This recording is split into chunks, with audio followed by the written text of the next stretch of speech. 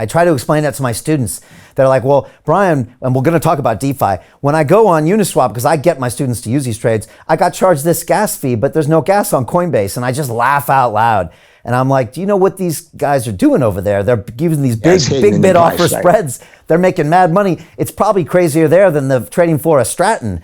You know, they're making... Oh, yeah, for sure. Oh, my God. We are choir boys compared to what's going on now.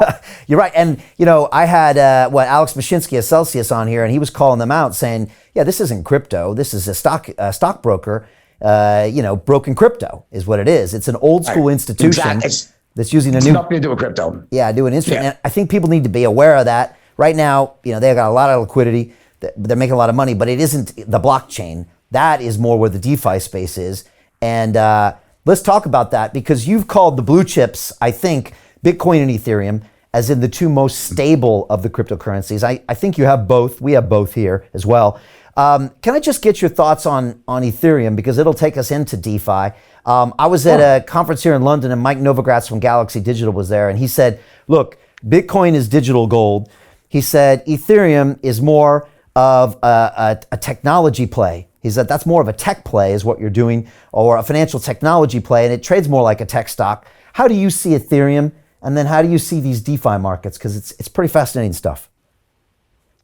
So they're very different. You know, Bitcoin and Ethereum, they're very, very different types of assets. I look at Ethereum as almost like the railroad track that's being laid around, you know, the country right now, or the world, allowing the connections from one place to another and for things to be transported on those tracks, so to speak, right? Which is all the different tokens that you can, you know, move along the different rails that Ethereum creates up between computers around the world. Very, very different. I think that there's some fundamental problems with Ethereum right now in terms of, you know, how expensive it is, and it can be sluggish at times, and the entire, you know, proof of work concept going to proof of stake. And I know that they plan on making that move at some point.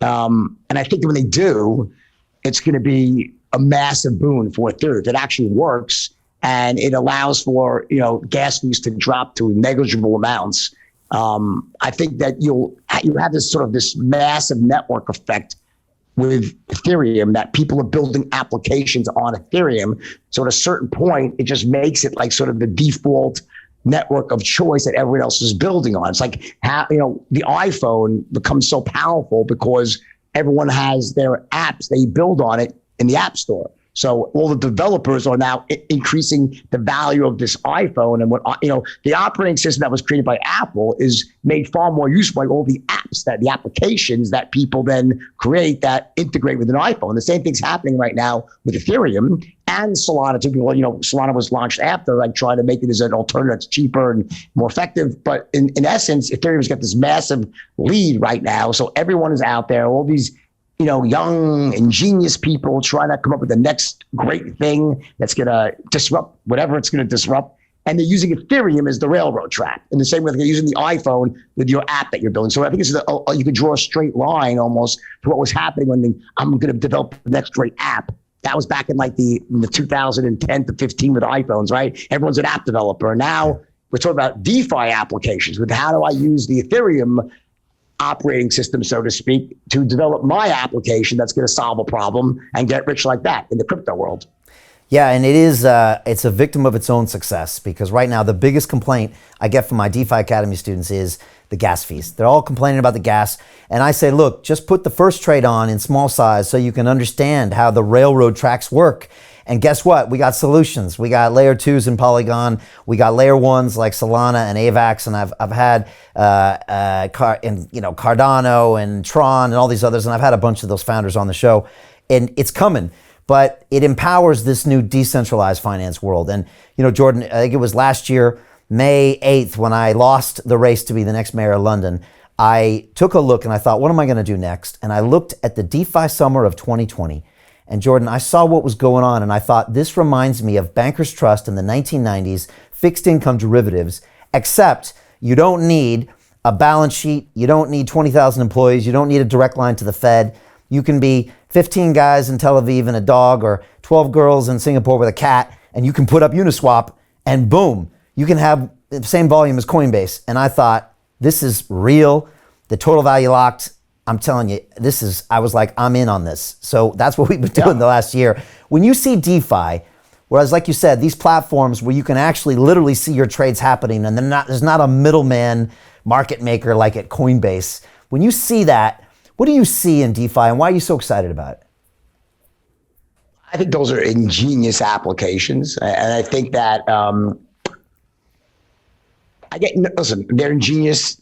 It's definitely the future, certainly for crypto.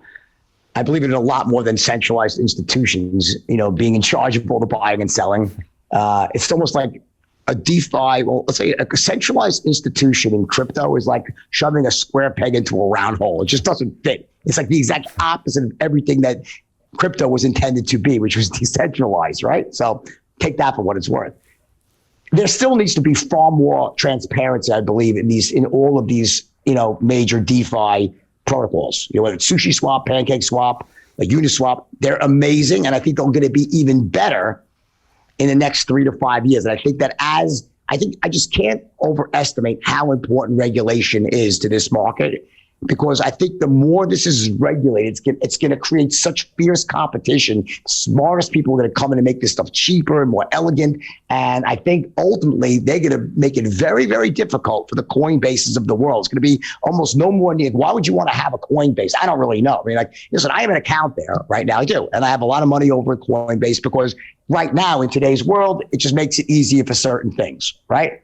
But I don't think that's the future of this world. I think the future is in these DeFi applications. And I think they're brilliant. You brought up a great point. 12 people with a cat, I know that happened in Brooklyn with, I think it was SushiSwap. I think it was SushiSwap. There was one of the swaps was there. So Uniswap started there. I know people that were founders of it. And they just, literally, they killed it. They did it with 12 people and they replaced what was a 20,000 person institution with clever coding. And brilliant stuff.